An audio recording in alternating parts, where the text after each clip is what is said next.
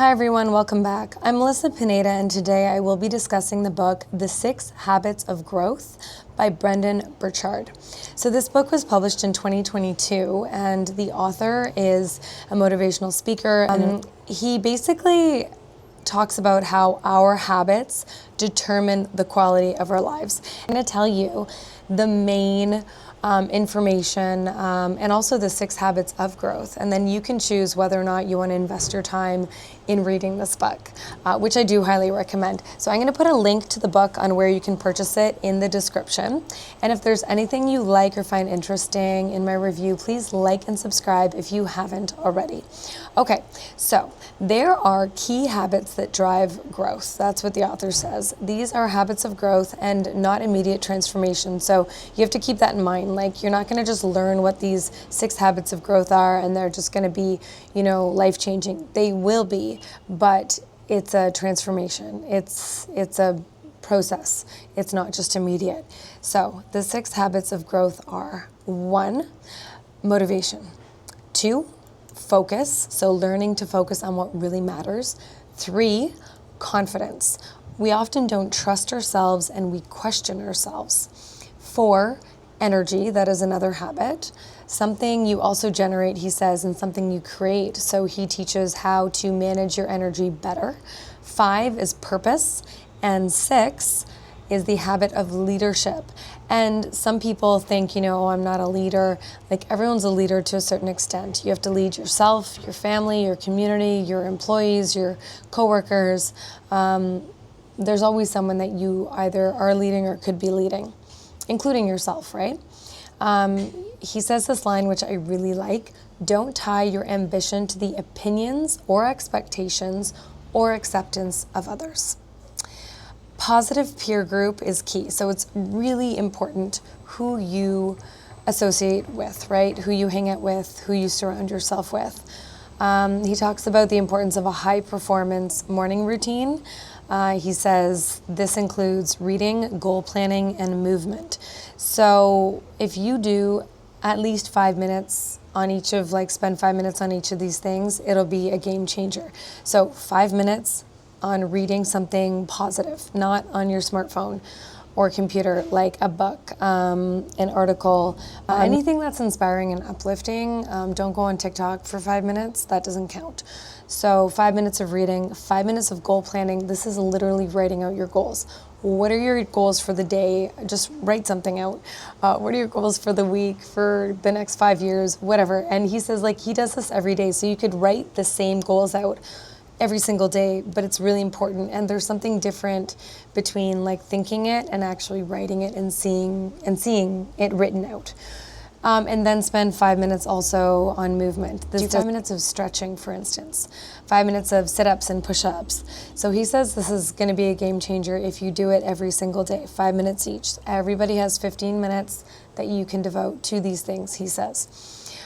Plan out your week, each week, and time block. Actually put it in your calendar, what you're going to do, how long you are going to do these things for. Schedule everything in. Essentially, you'll be more productive, more determined, more engaged.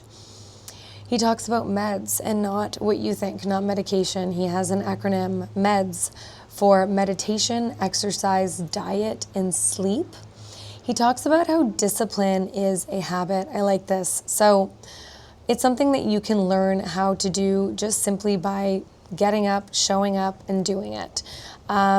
He says self-doubt should be your motivation instead of your deterrent. So you're not good at something yet, whatever that is, whatever X is. You're not good at website design. You're not good at drawing. You're not good at playing piano yet. You need to qualify that with a yet.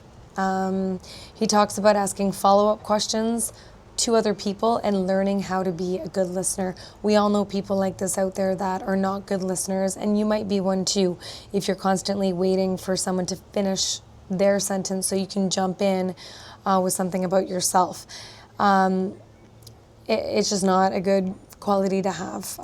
You need to work at being a good listener if you're not already. Learn to ask people questions and actually listen to their answers. How do you want to behave in social settings is a question that Burchard asks. What kind of person do you want to be? What value do you want to provide at this point in your life? It's all like really good things to think about. He poses really good questions. It's about finding like value and meaning in life, and then working toward accomplishing the things that you've kind of figured out based on the questions and things that he puts out there.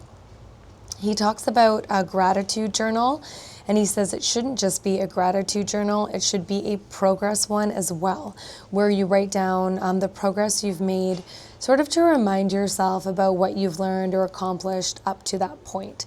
And it can be with anything, right? If you're learning a new language, learning a new skill, something at work, something at home, like just write it down so you kind of can keep track of the progress that you've made, because sometimes it feels like you haven't made any progress, and that's not actually true. And it'll be more motivating for you if you actually see the progress that you've made, and you see that you have made progress actually. He talks about developing your confidence. This is very important too. So he talks about all these elements and gives you really like practical ways to do these things too. And I'm not going to go into it all here, but just so you have an idea of what he does discuss, and if this is of any interest to you, then by all means, you should check out the book. You should read the book. He also talks about if like you're not a good sleeper, he says that he has a method that works, and it is sure to work. It's called 3-2-1 sleep. So 3 hours before bed, no food. 2 hours before bed, no work. And 1 hour before bed, no screens. Now, if you do this for 10 days straight, you will absolutely see results. So I encourage you to try it if you do struggle with sleep. And he also talks about the more breaks you take, the better focus you will have, and the more success you will achieve. So if you think you need to like sit down at your computer and work 4 hours straight, 6 hours straight, you're gonna burn out faster. If you take, like, say you work for 45 minutes or an hour, get up, take, a short, quick little walk, do some stretches, get a glass of water, tea, coffee, go back and sit down, you're gonna be way more productive. So he has a lot of these really cool like tips and tricks and things that he's tested and that he's found worked for him, and that has worked for other people. So I'm going to leave it there. I hope you've enjoyed my review. If there's anything that you have enjoyed or you've liked, found interesting, please like and subscribe if you haven't already. And there is the link in my description of where you can buy the book. And thanks for listening. Until next time, bye.